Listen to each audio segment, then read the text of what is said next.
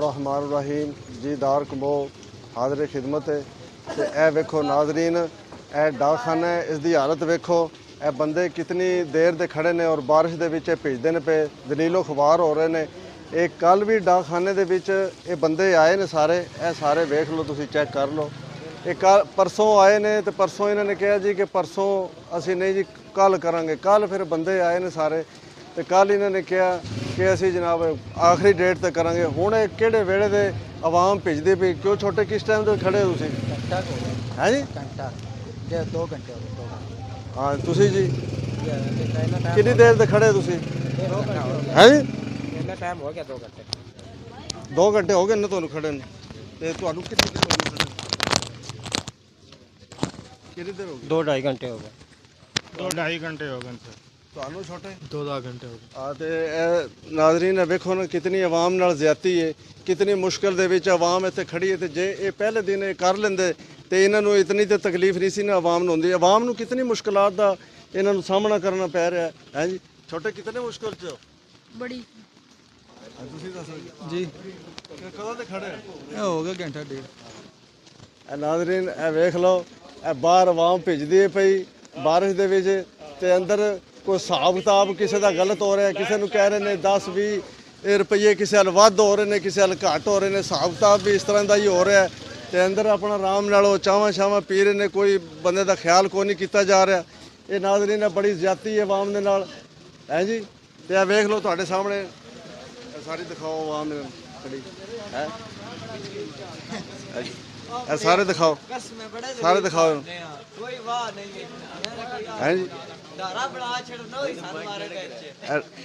हाँ जी छोटे भरा मैं पे ना बड़े जलील पे होने कोई डारा बना छड़ नो वारे विच कसम बारिश बड़ी सख्त लगी है तो वाम ठार ठार के जेड़ा नहीं वाम दा कोई हाल नहीं रहा जी भाईजान। सन 2-3 घंटे हो गए नहीं तो खड़े हैं तो ए नाजरीन भाई तो कोई इंतज़ाम किया जाए। यही साडी नाजरीन ए वेख लो, ए आवाम कदों की जलीलो ख्वार इन्हां वास्ते हो रही है। ये किहड़े वक्तां दे खलोते ने तो जुमे का टाइम भी होया है तो वह कोई नहीं सुनते पे, अंदर अपने आराम नाल चावां शावां पींदे ने पे। आवाम दलीलो ख्वार है तो इस वास्ते चाहिए इन्हों इंतजामिया नूं चाहिए इन्हां दे नाल कोई करे, या तो कोई आवाम नूं सहूलत देवे, कोई चंगी खुली जगह इन्हां नूं बना के देवे, अमले नूं समझावे। अमला तावन नहीं कर रहा इन्हां दे नाल है जी। तो वह अमले वाले अपने टस मस च लगे ने, बंदे थोड़े ने, रोज़ कह देंगे ने कल आ जाओ तो अज आ जाओ। इंशाअल्लाह ताला असीं इन्हां कोलों भी पुछने। अस्सलाम वालेकुम जी। सर जी दसो की देर की मसला की है? ਉਹਦੇ ਬੈਂਕ ਸਰ ਜੀ ਬੰਦੇ ਬਾਹਰ ਨੂੰ ਉੱਤੇ ਲੈ ਰਹੇ ਆ ਅਸੀਂ ਬਿੱਲ ਬਕਾਇਦਾ नहीं ਉਹਨਾਂ ਨੂੰ ਪਤਾ ਹੁਣ ਰਸ਼ ਜ਼ਿਆਦਾ ਆਖਰੀ ਤਾਰੀਖ नहीं तुसीं कल क्यों नहीं भरे ते परसों? ਆਖਰੀ ਤਾਰੀਖ ਜਿਹੜੇ ਅੰਦਰ ਕੱਲ ਵੀ ਅਸੀਂ ਦੇ ਰਹੇ ਸੀ। ਤੁਸੀਂ ਸੁਣ ਲਈ ਇਹਨਾਂ ਦੀ ਗੁਫ਼ਤਗੂ। ਇਹ ਕਹਿ ਰਹੇ ਨੇ ਕਿ ਅਸੀਂ ਭਰ ਰਹੇ ਹਾਂ, ਬਸ ਸਾਡੇ ਕੋਲ ਇਤਨਾ ਕੀ ਟਾਈਮ ਸੀ ਹੈ ਜੀ। ਤੇ ਇਨਸ਼ਾਅੱਲਾ ਤਾਲਾ ਇਹ ਆਵਾਮ ਨੂੰ ਸਹੂਲਤਾਂ ਇਹ ਦੇਣੇ 'ਚ ਇਹ ਨਾਕਾਮ ਹੋ ਗਏ ਨੇ ਤੇ ਇਨਸ਼ਾਅੱਲਾ ਬਿਹਤਰ ਹੀ ਹੋਏਗਾ। अस्सलाम वालेकुम। हाँ जी।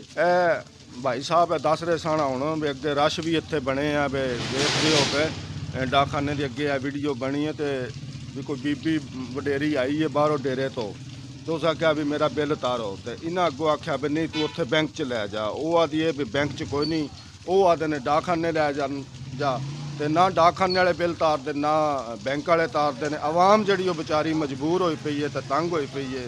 इस वास्ते जिहड़ा कोई इहदा कोई हल बनाया जाए तो ताकि रूटीन नाल जिहड़ा वो बिल शिल जिहड़े ने आवाम दे अवामी मसाइल जिहड़े ने वो हल हो जाण। वाकई आवाम मुश्किलात का शिकार है। बिल के हवाले नाल ते बड़ा इत्थे लंबी कतारां लगियां ने, बीबियां लाइनां च लगियां ने, बच्चे ने, ठीक है। और अज तो बारिश भी हो रही है। स्टिल 2 घंटे तो आवाम जलीलो ख्वार हो रही है।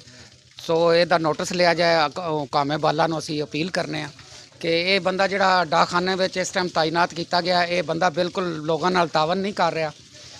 लिहाजा ਇਹਦਾ ਜਿਹੜਾ ना ਜ਼ਰੂਰੀ ਜਿਹੜਾ ਇਹਦਾ ਜਿਹੜਾ ना नोटिस लिया जाए ताकि आवाम की मुश्किलात ਜਿਹੜੀਆਂ ਨੇ ਉਹਨਾਂ ਨੂੰ कम किया जाए। बहुत शुक्रिया।